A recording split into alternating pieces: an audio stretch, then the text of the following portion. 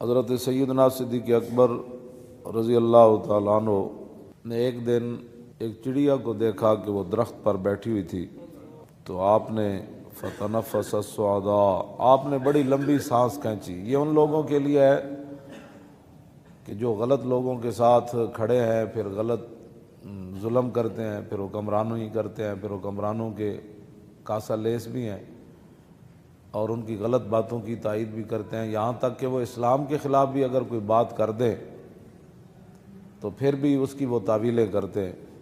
اور کہتے ہیں نہیں انہوں نے تو کچھ بھی نہیں کیا، وہ تو بڑے عاشق رسول ہیں۔ تو یہ ان بدبختوں کے لیے ہے کہ افضل الخلق بعد الرسل ہوں اور اسلام قیامت تک ان کا مکروز ہو، اور ان کی غار والی ایک نیکی جو حضور کی ناموس کے لیے انہوں نے کی، اور دن والی ایک نیکی جو مرتدین اور ختم نبوت کے منکرین کے خلاف جو آپ نے لشکر بھیجا، تو حضرت فاروق اعظم رضی اللہ تعالیٰ عنہ فرمایا کرتے تھے کہ صدیق دن والی نیکی دے دے، رات والی نیکی دے دے تو عمر کی ساری نیکیاں لے لے۔ اور جن کے بارے میں نبی علیہ الصلوۃ والسلام نے فرمایا کہ اللہ رب العالمین عرش پر ناپسند کرتا ہے کہ زمین کے اندر صدیق سے کوئی غلطی ہو جائے۔ اور صحابہ اکرام فرماتے ہیں کہ جیسے نبی علیہ الصلوۃ والسلام جب ظاہری دنیا سے تشریف لے گئے نا،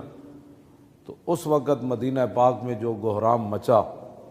تو جب سیدنا صدیق اکبر دنیا سے تشریف لے گئے تو مدینہ منورہ میں اسی طرح کا گہرام مچا۔ اور عبداللہ بن مسعود فرماتے ہیں کہ اگر نبی علیہ السلام کی ظاہری حیات کے بعد آپ جب دنیا سے تشریف لے گئے، اگر صدیق نہ ہوتے تو ہم میں سے کوئی بھی نہیں بچ سکتا تھا۔ اتنی شانیں وہ تو نہیں، وہ تو حضرت عمر کی اتنے نیکیاں ہیں جتنے ستارے آسمان کے، تو حضرت عمر کہتے ہیں کہ میں صدیق کی ایک نیکی مجھے مل جائے میں ساری دینے کے لیے تیار ہوں۔ یہ ساری شانوں کے باوجود اور جو آپ نے تنخواہ لی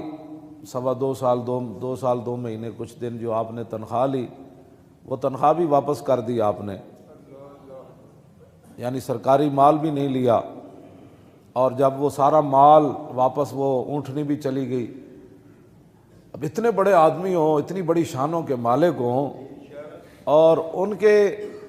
جو ہے وہ یہ بھی میرے سامنے پڑا ہے، امام عبدالرؤف مناوی نے لکھا کہ آپ کا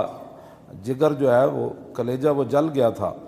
مشویتن وہ بھونا ہوا بو آتی تھی آپ کے منہ سے، اور اتنا آپ کو خوف خدا بھی تھا اور حضور کی امت کا بوجھ بھی تھا، اور پھر حضور کی تشریف آوری کے بعد امت کو بالکل سر منہ ادھر ہونے سے سیدھا رکھ کے آگے حضرت عمر کے حوالے کرنا تھا، تو آپ کو اتنا خوف خدا تھا اور حضور کی امت کا اتنا درد تھا، اور دین کا اور حضور کی ختم نبوت کا، ناموس رسالت کا۔ جو رات آپ سوتے تھے تو صحابہ کہتے ہیں جب آپ کا وصال ہو گیا تو پھر جب ہم نے وہ جگہ دیکھی جس چارپائی پر وہ سوتے تھے تو اوپر والی چھت بھی سیاہ ہو چکی تھی۔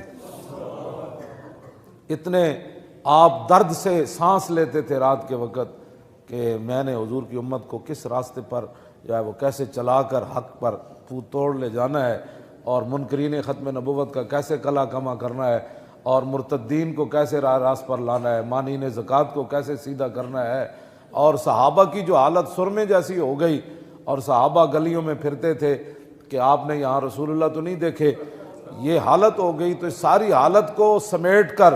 پھر اسی راستے کے اوپر گامزن کرنا، اور پھر کیسر و کسریٰ کے دروازوں کی طرف حضور کے غلاموں کو روانہ کرنا اور اسلام کو اوپر لانا۔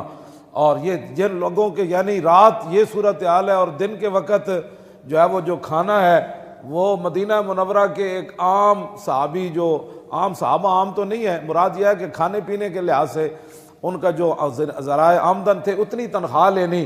اور پھر اپنی بیوی کو کہنا کہ بھائی آج مجھے ایک میٹھے کا دل کر رہا ہے ایک دن، تو انہوں نے کہا کہ اتنے پیسے تو نہیں ہمیں ملتے تنخواہ سے کہ جس سے آپ کے لیے میٹھا بھی پکایا جائے۔ سنتے ہیں آپ، یہ اسلام ہے۔ جن کے وزیر اعظم اس کا ایک دن کا خرچہ 50 لاکھ ہو، یہ وہاں سونے کے کشتے کھاتے ہیں۔ فتنفس الصعداء فطوبى لك یا طیرو تاکل الثمرہ وتستظل بالشجر وتسیر الی غیر حساب یا لیت ابا بکر مثلو کا۔ آپ نے ویکھا نا چڑیا درختوں تے بیٹھی ہوئی تھی، آپ نے لمبی سانس کھینچی، اتنی شانہ دے مالک وہ تو بیان ہی نہیں نہ ہو سکتی ہے، میں ویسے تو چار گلاں تہاڈے نال کیتیاں۔ آپ نے لمبی سانس کھینچی تو آپ نے فرمایا طوبیٰ لکا یا طیرو، فرماؤ پرندہ او چڑیا او کبوتر تیری کیا ہی بات ہے، تو کتنی خوش نصیب ہے۔ تاکل الثمرہ وتستظل بالشجر، فرمایا تو درخت دے پھل کھاندا اور درخت دیاں چھاواں تے رہنا، وتسیر الی غیر حساب، تو قیامت والے دن تیرے کو حساب بھی نہیں ہونا، تے صدیق دا کی بنے گا قیامت والے دن، انہوں تو رب دے سامنے حساب دینا پینا ہے۔ تے آپ لمبی سانس کھینچی جس طرح بندہ، دسو اتنی شانہ دے مالک ہومن تے خوف خدا اتنا ہوئے تے پورے ملک نو لٹن والے، مسیتاں تو سپیکر لان والے، ممتاز نو پھٹے لان والے، ختم نبوت تے حملہ کرن والے، مندراں تے گھنٹے کھڑکان والے، اور تھر دے بچیاں نو دوائیاں نہ دین والے تے ملک لٹن والے، انہاں دا کی بنے گا دنیا آخرت وچ؟ انہاں جدوں اور پھر انہاں دا کی بنے گا؟ تے جڑے انہاں دے نال ظالماں دے کھڑے نے انہاں دا کی بنے گا؟ واپس آؤ حضور دے دین دی طرف، ہاں جی واپس آؤ رسول اللہ دے دین دی طرف۔ ہن سونا نہیں، ہن جاگ کے رہنا ہے۔ نگھی چادر تان کے سو گئے، ہن تسی تے نہیں نہ سونا، ہاں نگھی چادر تان کے سو گئے، مالک چور پچھان کے سو گئے، لٹن والیاں رج کے لٹیا، جاگن والے جان کے سو گئے۔ ہن نہیں سونا، حضور دا دین لیاؤ، کیوں جی؟ ہاں توجہ جی، او توجہ بھائی، انشاءاللہ جدو تسی حضور دے دین دی طرف چل پاؤ گے نا، ایک قرآن دا وعدہ ہے، نص ہے قرآن دی، والذین جاہدوا فینا لنہدینہم سبلنا وان اللہ لمع المحسنین، فرمایا جو لوگ ہمارے راستے میں چلنا چاہتے ہیں،